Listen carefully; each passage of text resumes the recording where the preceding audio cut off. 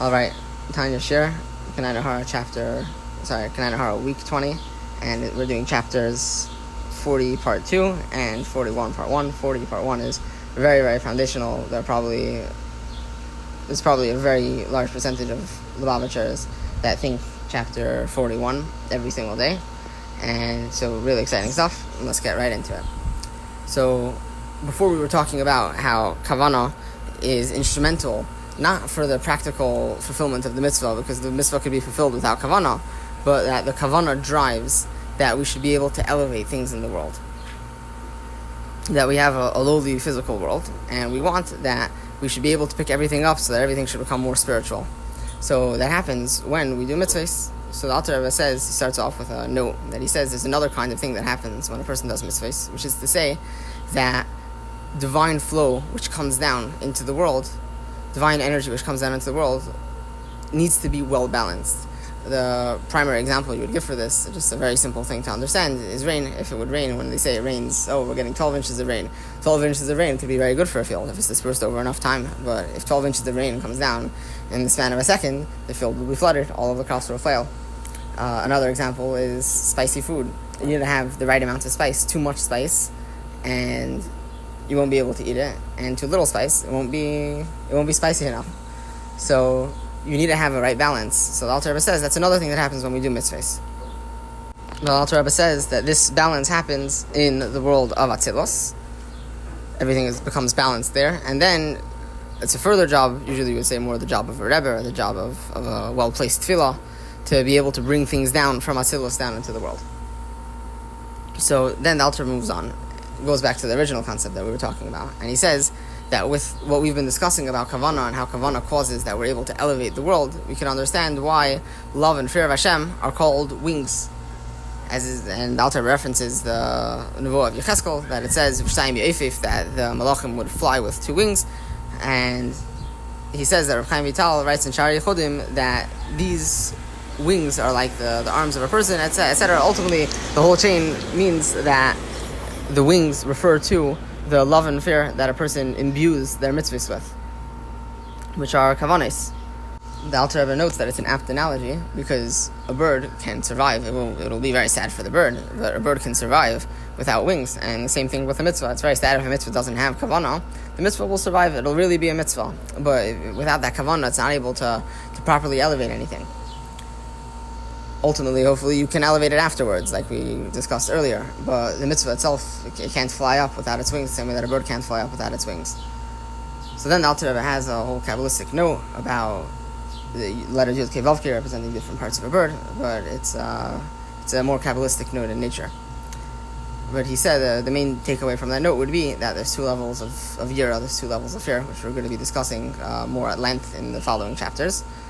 And you have the lower form of fear, which is a fear of simply a punishment, and you have then a higher fear, fear of humility, a fear that comes from humility, that a person feels humbled standing in front of Hashem.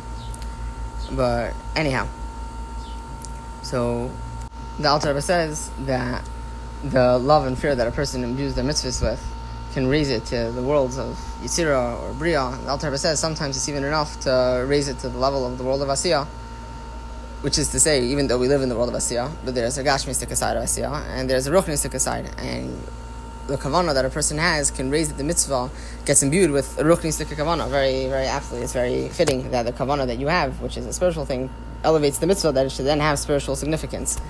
And the Alter Rebbe says, this is alluded to in the idea that it says that when a person learns different parts of Torah, they're able to draw down divine flow to certain worlds, and a Kabbalah, it doesn't get drawn down past Atzilos, and learning Gemara gets drawn down to Bria, and learning Mishnah gets drawn down to Yitzira, and learning Tanakh it gets drawn down to Asiyah, which is, as a side point, maybe perhaps one of the reasons why saying Tehillim is such a chashuv and important thing, because when a person says Tehillim, it's shaveh for all Yidden, that it doesn't need to be, it doesn't really matter where you're coming from, that it automatically draws down a divine flow into just at our doorstep, that a very small thing can bring it right through. Anyhow, that's a tangential point. So the Alter Rebbe then makes an almost glaring point to anyone halachically minded, or extremely halachically minded, I should say, because these aren't actually halachis discussed in Shulchan Aruch. You need to go back to Rambam, where he has halachis for the things that we kind of take for granted. But 2 mitzvahs in the Torah are to love and fear Hashem. They're 2 of the 613 mitzvahs. So the Alter Rebbe says, so you might ask me, why is it that these 2 mitzvahs are getting imbued in every single mitzvah? If they're mitzvahs on their own, good, and if not, then why are they counted as mitzvahs? So the Alter Rebbe says that there's, in a sense, 2 aspects of the love, because the point of love is not just to sit and be in love. The point of love is to be actively in love, not just to sit and say, oh, I have really strong feelings of love in my heart, which is a mitzvah unto itself, not to put it down, but the tachlis, the ultimate of what love should be accomplishing, is that you actually do something about it. So this is why you have the love of mitzvah itself, as far as it itself goes, and then you have the love that it inspires you. The Alter Rebbe says the level of love, which is ahava b'ta'an nogim, love which is just pleasure. You're sitting there and you're enjoying the love that you have for Hashem. The Alter Rebbe says this is me'ein olam haba. This is like the world to come, a concept of receiving reward from Hashem. But ultimately, the purpose of this world is to do things. Our job right now is to do the mitzvahs, and in the future we'll be able to receive the reward. We'll be able to appreciate the love that we have for Hashem. So the Alter Rebbe says that the love that we have, taket's a mitzvah, and we're supposed to sit and we're supposed to inspire the love. That's what we're supposed to do. Not just to enjoy the love that we have, to inspire the love. And beyond that, to take that love and then try to do something with it. The Alter Rebbe says this is why the Navi, I believe it was Yeshaya, called out and he said, anyone that wants water should go out to water, he says. What does that mean? It means anyone that has a thirst for Hashem, they want to quench their thirst, do a mitzvah, learn some Torah, so that you're able to fulfill your thirst that you have for Hashem. So the Alter Rebbe says, just to summarize that point, that you have 2 aspects, in a sense, in love. You have just appreciating the love, and then you have doing something with it. And the mitzvah of love is to actively inspire the love, and hopefully it should be taken beyond that to actually do something with the love. And then there's another level of love, arguably a higher level of ahava b'ta'an nogim, love that you just sit and you enjoy and you appreciate Hashem. But our job in this world is not to do that. Our job in this world is to do practical things with the love that we have, and when Mashiach comes, Mirat Hashem, we'll be able to enjoy and appreciate our love for Hashem. Moving on to chapter 41. The Alter Rebbe says, okay, you might be very excited about love, and you might also be excited by what we mentioned in the note about yiras beishas, love that comes from humility, which is a very high level, yiras beishas, a fear that comes from humility, that you're standing humbly before Hashem. The Alter Rebbe says, we need to take things back to basics though, because not everyone is shocked to that right away. So he says, in chapter 41, that a person needs to constantly remember that the beginning of Avodah is that even though love inspires you to do things, and fear inspires you to not do things which are wrong, nevertheless, it's not enough for a person to only inspire within themselves a love for Hashem. But they also need to work to inspire a fear. Not to say that this fear of yiras beishas is very far beyond me, and I can't really get there. I don't feel that I'm literally standing in front of Hashem. The Alter Rebbe says every person needs to tap into the natural fear that they have of Hashem. That when you appreciate you're standing in front of Hashem, and you appreciate that. And the Alter Rebbe says you need to drive yourself to appreciating this. He says this is what we need to do. We need to drive ourselves to appreciating the greatness of Hashem and His kingship, which fills all worlds, and He fills all worlds, and He surrounds all worlds. Which these are great, lofty concepts, which are discussed at length in many Maimarim, but this is a summary shiur. So He fills all worlds and He surrounds all worlds, and it says in the pasuk, Hashem says, as a casual thing, do I not fill the heavens and the earth? Not that I'm letting you know because you might have had a question. It's such a given that Hashem fills everything, and Hashem disregards all of the upper realms and all of the lower realms completely as one. They're all nothingness compared to Him, and yet He unites Himself, He unites His kingship upon us, that we should be His people. And not only upon us, but every person needs to think individually that Hashem chose me, that I am His subject, regardless of everyone else, that He chose me. As it says, every person is chayav to say, B'shvili nevera olam, that the world was created for me.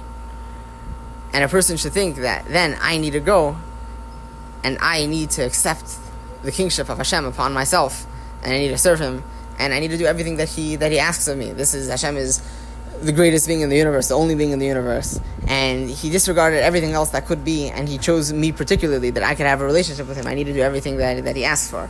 There's more kavanas to be had in here, but again, this is a summary shiur. This is deep stuff. And the Alter Rebbe continues, and he says that a person should then contemplate that Hashem is standing upon them, and the world is filled with His glory, and Hashem, the only thing He's looking at, Kaviyachol, the only thing He's looking at. But as far as that person is concerned, Hashem cares only about this person. He's checking his heart, He's checking through his kidneys, He's checking to see, what's this person made of? What's this person standing with me? Are they serving me the way that it should be? And the Alter Rebbe says, because of this, a person thinks these things, and they should appreciate that they need to stand before Hashem with awe and fear, like a person stands before a king. And a person should think deeply into this thought, this idea. And they should meditate on it at length, according to what they're able to grasp in their mind, and according to how much time they have. And a person should try to think about this before they learn a new Torah or do a mitzvah. And the Alter Rebbe says, like, for example, when a person puts on talis or they put on tefillin, these are mitzvahs to contemplate what it is exactly that you're accomplishing by putting on talis, by putting on tefillin. And a person should also try to understand how the light of Hashem that surrounds all worlds is invested in the letters of the Torah, or it's invested in the tzitzis or the tefillin, and that when a person is reading the Torah or is enclosed in the tzitzis or the tefillin, they're drawing down godly light upon themselves, which is to say, the godly soul that is within the person, and that the person is then included in and nullified to this divine light. The Alter Rebbe says that with tefillin, a meditation to have, he says briefly, that a person is trying to nullify their own wisdom and their own understanding in their soul, in their godly soul, to the wisdom and understanding of Hashem. That's what tefillin. Tefillin we're supposed to have kavanah, that it's to be mishaved our minds to Hashem, that we're supposed to be able to be nullified to Him. And particularly all of the concepts which are enclosed in the Parshas and Tefillin and Kaddish and V'haya K'viyacha. The Alter Rebbe says we should think about this, and we should appreciate how we shouldn't be using our wisdom or our understanding to any ends that aren't to further what Hashem wants, that aren't devoted to Hashem. And we should try to include our knowledge that we have of ourselves, of our soul, which is made up of all of our emotions, our love and our fear, that everything should be given over to Hashem. These are kavanos which are shaykh to Kaddish and V'haya K'viyacha. And then the Alter Rebbe says that there's also kavanos of Shema and V'hayim Shemaya, which is to say, not just that we shouldn't be using our wisdom or our understanding or our knowledge for anything which is besides for Hashem, but that we should be actively trying to devote what we have. We should be giving it over to Hashem. So this concludes the chapter for the past week. Today already we started discussing more kavanos for tzitzis, and in chapter 41 the Alter Rebbe is going to elaborate on these things for a little bit and try to slice up how much attention we should be giving to these meditations. And Yiras Hashem, looking forward for the week of Pesach to be learning about these Mirudika concepts. So Yiras Hashem to the next one.